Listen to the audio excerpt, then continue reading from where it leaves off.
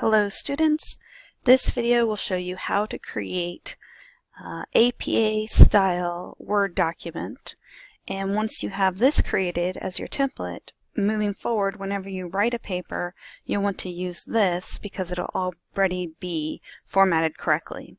So for starters we'll want to focus on our margins and our font, so we'll go to page layout, margins, and we want to make sure we're on normal with 1-inch margins all around, so that's good.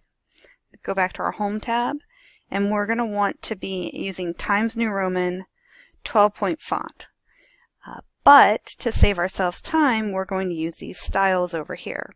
So for starters we'll do our normal. We're going to right click, modify, Times New Roman 12-point font, that's good. Then we're going to go down to format, paragraph, and we want to make sure this is set to double space, so you can see it's nicely double spaced here. Hit OK, and then we're going to click new documents based on this template, select that, OK.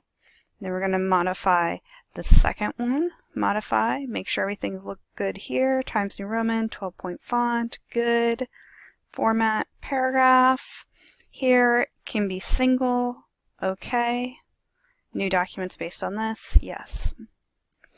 And these are important. We're going to fix our heading 1 and our heading 2. Modify. So again, everything's going to be Times New Roman, 12-point font, and it needs to be in black. APA style does not enjoy color. And we want to keep this one centered, so that's good. New documents based on this template, okay. And then do the same for heading 2. Modify. Now we need Times New Roman, 12-point font is good, bold, yes. Switch that to black, and then we will actually keep this one left aligned. Now we're going to make sure our paragraph here, it still shows double space, that's good. New documents based on that, okay. And those are all set. So for starters, we're going to create a header. So to find the header, you just need to double click in the upper section, and now it's showing us our header. And it brings up this new design tab with all our features for our header. And we're going to say different first page, because that's what we'll want. And then we're going to insert our page numbers, top of page, upper right hand corner. And we're going to write running head. And then the title of our paper, how to Word doc. Okay, good. And then we just double click to get out of that. Good. And then for our title page, we'll want certain information for every piece of paper we turn into our instructor to help them grade it more easily. So we've got that already put together, and we're going to put that over here where it belongs. Make sure it's centered, bring it down in the middle of the page. Good, so we have our title of the paper itself, what the assignment is called, whatever it says in the syllabus, and that will match what it says in the gradebook. Student name, course number, and the number for the course, your professor name, and the date. That would be the due date of the assignment. When is it due? So we're going to go ahead and insert a page break, because we want the next part to start on a new page. And here, because we told it we want a different header on the first page, we're going to create a second type of header. So for here, we're going to go ahead and insert our, go to design, page number, top of page. Here we go. And then now we're just going to put our title.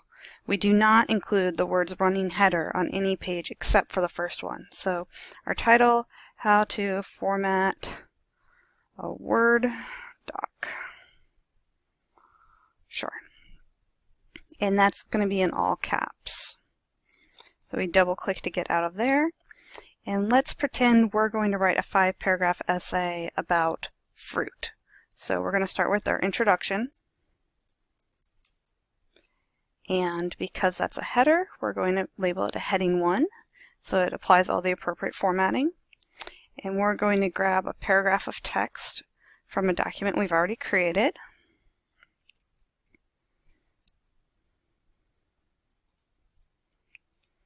And we'll go ahead and put that right there. And you'll notice it's already formatted normal. You can also have no spacing, header, heading 2. So we're going to go ahead and put that on normal. We also want to tab over so that we indent all our paragraphs.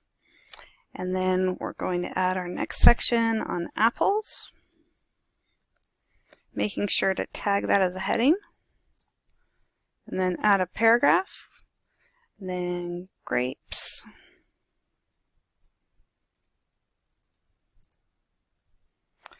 And oranges, heading. And finally, we'll want a concluding paragraph, heading. Okay, so now we have a nice 5-paragraph essay here. And what we'll want to do is do a table of contents. So we're going to go ahead and put our cursor back at the beginning. We'll go to the References tab, Table of Contents, pick one of those, and it automatically creates it for us. So everything that we just told it was a heading 1, such as the word introduction, apples, grapes, oranges, conclusion, it pulls and puts in the table of contents for us. So as we write our paper, we just occasionally want to, before we submit the final, click back on this table of contents and update the information. So we'll just click Update Table before we submit it, and we'll update the entire table, and it'll adjust all the page numbers and whatever titles we've created. We want to go ahead and go to Page Layout, Insert, Page Break. So that way we have our title page followed by our table of contents followed by 2 pages for a 5-paragraph essay. And there's just one more thing missing. So we're going to go ahead to the end of our document and we're going to insert a page break. So we start on a new page and put in a references header. So Home tab, heading 1, enter. We're going to highlight this area because there's special formatting for the references page. I'm going to go to paragraph, and what we're going to do is a hanging indent. So you can see in the preview here, the second and third, fourth subsequent lines are going to be indented. And we're going to grab from a previous document our reference information. Just copying and pasting that over. And there we go.